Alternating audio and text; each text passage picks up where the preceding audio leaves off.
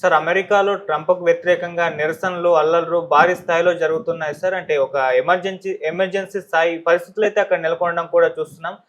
వీటన్నిటిని కంట్రోల్ జేయడానికి ఏకంగా ఆర్మీనే దించుతా అని చెప్పేసి కూడా వార్నింగ్ ఇస్తున్నాడు ట్రంప్. అసలేం జరుగుతుంది అమెరికాలో? ఎందుకు ఈ స్థాయిలో వ్యతిరేకత పెరిగిపోయింది? ఒకవైపేమో ఈ విధంగా ప్రజల దగ్గర నుంచి వ్యతిరేకత, నిరసనలు, మరోవైపేమో మస్క్‌తో గొడవలు. సో ఇవేమన్నా ట్రంప్ గద్దె దిగే అవకాశం కనిపిస్తుందా? అతను రిజైన్ చేసి వెళ్ళిపోయే పరిస్థితులేమన్నా ఉన్నాయా సార్? దీనికి అంతటికి ఏ విధంగా చూస్తారు ఈ వ్యవహారాన్ని? ట్రంప్‌కి ఒక రకంగా వ్యతిరేక పవనాలు వీస్తున్నాయి. అమెరికా అంతటా గూడా ఒక 5 రోజుల నుంచి అంటే జూన్ 6వ తేదీ నుంచి తీవ్ర నిరసన ప్రదర్శనలు, అల్లర్లు అమెరికా అంతటా వ్యాపించాయి. ముఖ్యంగా జూన్ 6వ తేదీ లాస్ ఏంజల్స్‌లో వ్యాపించింది. దీనికి ప్రధాన కారణం ఏందంటే ఐస్ అనే ఒక సంస్థ. ఐస్ అంటే ICE immigration and customs enforcement.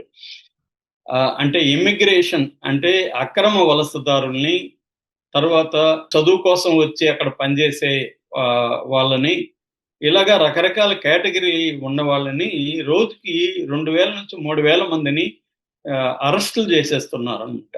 ఈ అరెస్టులు చేయడానికి ఈ ఐస్ అనే సంస్థ, ఇమ్మిగ్రేషన్ అండ్ కస్టమ్స్ ఎన్ఫోర్స్మెంట్ అనే సంస్థ రంగంలో దిగి మినిమం రోజుకి 2000 మంది నుంచి 3000 మంది వరకు అరెస్టులు చేసి పెద్ద ఎత్తున వాళ్ళని భయభ్రాంతం చేస్తున్నారు. దీనికి నిరసనగా లాస్ ఏంజల్స్‌లో జూన్ 6వ తేదీ పెద్ద ఎత్తున దాదాపు వేలాది మంది నిరసనలు తెలియజేశారు. అక్కడ ఏంబియన్స్ అప్పరల్ అని ఒక సంస్థ ఉంది. అట్లాగే హోమ్ డిపో ఉంది. ఇక్కడ దాదాపు పెద్ద ఎత్తున చేస్తే ఇక్కడ 100 మందికి పైన అరెస్టులు చేశారు.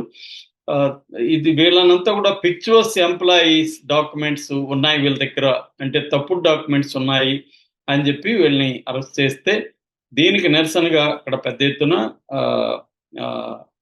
పబ్లిక్ గ్యాదరింగ్ అయ్యారు. వాళ్ళు వైలెంట్ గా మారిపోయారు. కార్లని తగలబెట్టడం, తర్వాత లూటీలు చేయడం, గోడల మీదంతా పెయింట్లు రాసి గ్రాఫిటీల్ని ఈ ఐస్ కి వ్యతిరేకంగా బూతు మాటలతో ఐస్‌ని తిడుతూ గోడల మీదంతా పెయింట్స్ చల్లుతూ రాయడం, ఇవన్నీ చేస్తున్నారనమాట. సో ఈ నేపథ్యంలో లారెన్ తొమసి అనే ఒక ఆస్ట్రేలియన్ జర్నలిస్ట్ మీద కూడా కాల్పులు జరిపారు.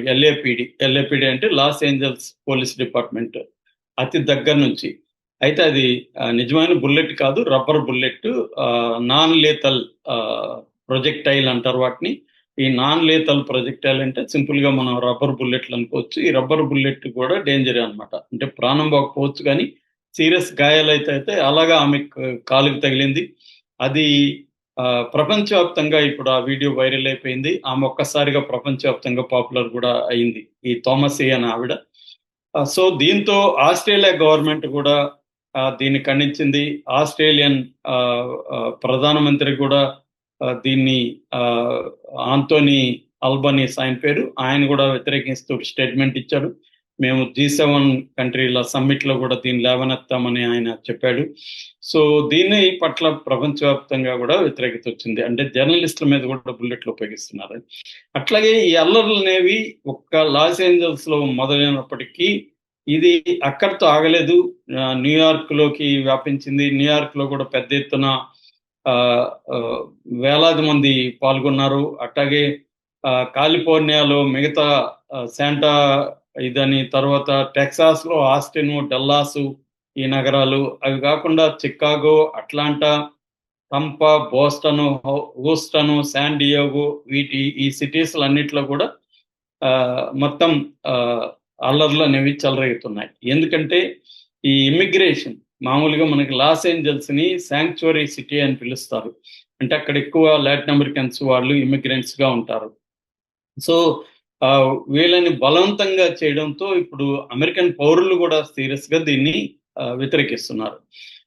సో ఇది ఒక అంశం. అయితే రెండో అంశం ఏంటంటే ప్రతిదాన్ని ట్రంప్ చాలా ఫోర్స్ఫుల్ గా చేస్తున్నాడు. అంటే మామూలుగా అమెరికన్ సిస్టమ్ ఫెడరల్ వ్యవస్థ.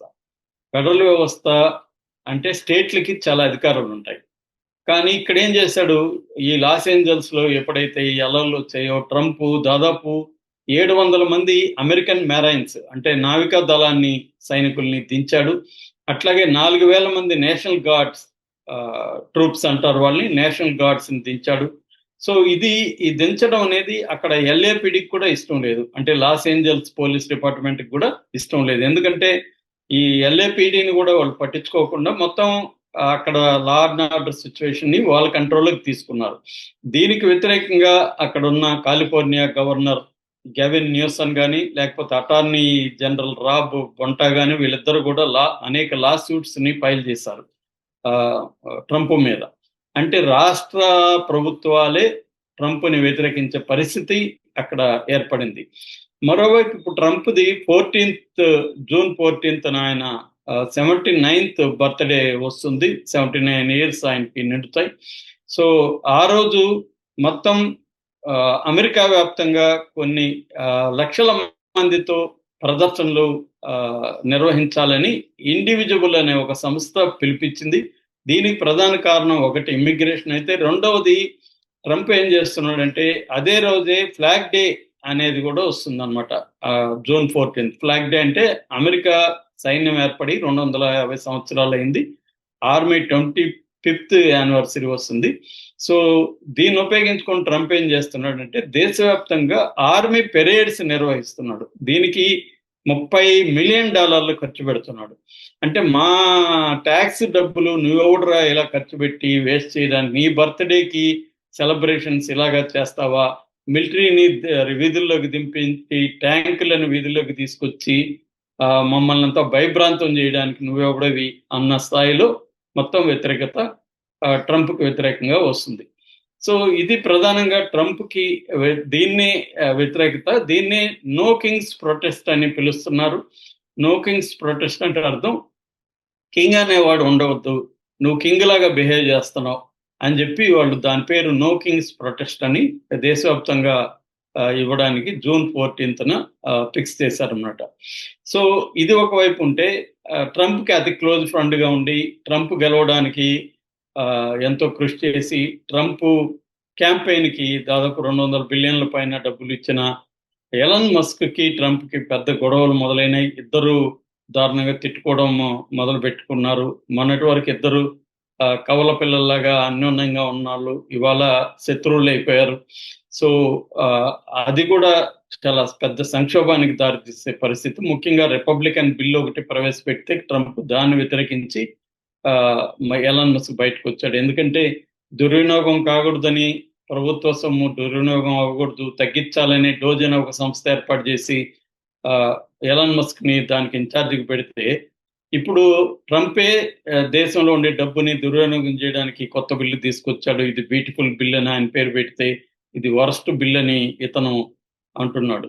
సో ఈ మొత్తం పరిణామాలు చూస్తే ట్రంప్ రాజీనామా చేసే అవకాశం ఉందా అనే ఒక ఇది కూడా వస్తుంది, అంటే ఒక సందేహం కూడా వస్తుంది. సో ఏదేమైనా ట్రంప్కి వ్యతిరేకంగా అల్లర్లు అయితే తీవ్రంగా జరుగుతున్నాయి. ఇది ఎక్కడికి దారితీస్తుందో తెలియదు. ఎందుకంటే హార్వర్డ్ యూనివర్సిటీ లాంటిది కూడా